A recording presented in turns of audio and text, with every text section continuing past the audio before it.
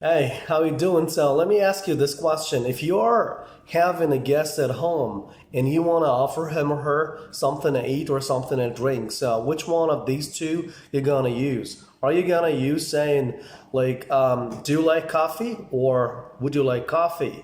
So before you answer, I need you to pay attention to what's the difference between these two questions? Well, the first one is a general question, like you want to know if that person likes or dislikes the coffee or tea. So it's just like a general question, you know what I'm saying? So if he or she said yes I do or no I don't, so it doesn't mean anything like that's in general, you know what I'm saying? But if you ask him like, I would you like to have some coffee? So that means like you're offering him something to bring, right? You're gonna bring him the coffee or tea right now or even soon. So this is the one you'd like to use if you have a friend at home and you want to serve him.